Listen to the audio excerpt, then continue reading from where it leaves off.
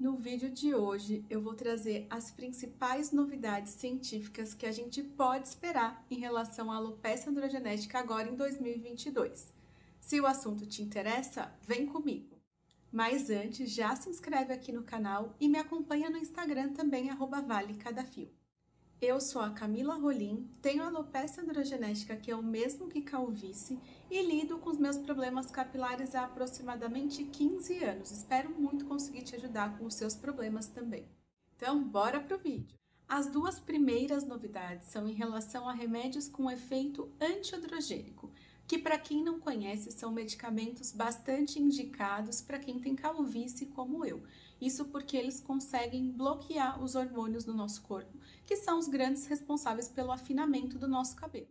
E a grande questão em relação a esses medicamentos é que eles são ótimos aliados para o nosso tratamento da alopecia androgenética, porém eles podem dar efeitos colaterais. E é difícil a gente conseguir ter esse tipo de medicamento em versão tópica. Geralmente seu uso se dá por via oral. Então, a primeira novidade científica que a gente tem agora para 2022 é que novos estudos mostraram uma eficácia bastante relevante da finasterida na solução tópica. O veículo utilizado seria um gel lipossomado que ainda não existe no Brasil. Esse tipo de solução já havia sido estudada, mas novos estudos mostraram que é um medicamento promissor, o que seria bastante interessante por não trazer tantos efeitos colaterais e ser mais concentrada na região do couro cabeludo. A segunda novidade é muito incrível. Existe um novo medicamento que tem sido estudado e tudo indica que ele vai ser aprovado agora em 2022 para ser usado nesse sentido da calvície, que é antiandrogênico, porém será usado em versão tópica, sendo disponível inclusive no Brasil. O nome dele, eu vou ler minha colinha, é o Clascoterona. Ele é muito interessante porque o mecanismo dele de atuação é um pouco diferente da finasterida e de outros medicamentos que estão disponíveis atualmente. Enquanto esses outros medicamentos tentam minimizar o hormônio DHT, os níveis desse hormônio DHT no nosso organismo, a Clascoterona atua diferente. Ela bloqueia os receptores do nosso cabelo para que o hormônio não chegue até essa região, para que o hormônio não consiga atuar no cabelo.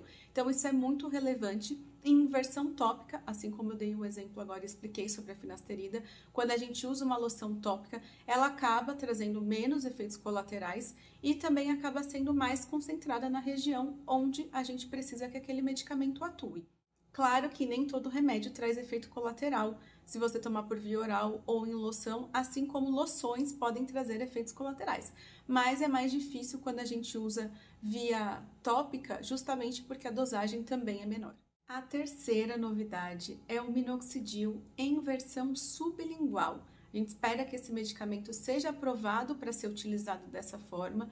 Claro que não é novidade que ele já tem sido usado na versão oral, porém, pensando na administração via sublingual, é muito interessante para o nosso organismo, porque ele é ainda mais potente e ele seria administrado numa dosagem menor. Então, os efeitos colaterais, como por exemplo os tão temidos pelos, seriam menos ou talvez a gente não teria a presença desse efeito colateral tão indesejado. Então, é uma expectativa alta para que esse medicamento comece a ser usado e seja aprovado nesse sentido, porque eu tenho certeza que os resultados vão ser muito bacanas. E a grande diferença é que quando um medicamento é administrado via sublingual, ele não precisa ser metabolizado pelo nosso fígado para começar a exercer o seu efeito terapêutico. Na verdade, assim que a gente coloca ele embaixo da língua, dentro de alguns minutos ele já cai na nossa corrente sanguínea e começa a fazer o efeito. Por isso que a dosagem poderia ser menor, como eu falei anteriormente. A quarta novidade vai te surpreender. A toxina botulínica tem sido associada e utilizada em casos de calvície. Isso porque alguns estudos sugerem que o nosso couro cabeludo de pessoas que têm a calvície como eu tem uma rigidez e uma tensão maior do que o normal. E como a gente sabe, a toxina botulínica tem esse papel de paralisar o músculo e com isso a perda capilar, a queda de cabelo e problemas capilares poderiam ser minimizados. Claro que isso não seria um tratamento único para calvície, seria um complemento, mas alguns estudos mostraram que isso pode ser efetivo e muitas clínicas já fazem esse procedimento. E a tendência é que agora, em 2022, isso seja intensificado. Vamos ficar de olho. A quinta novidade também achei bastante interessante, que são os fios de PDO, tão utilizados no rosto, né, pela questão do rejuvenescimento facial, agora eles podem ser um aliado para o nosso cabelo.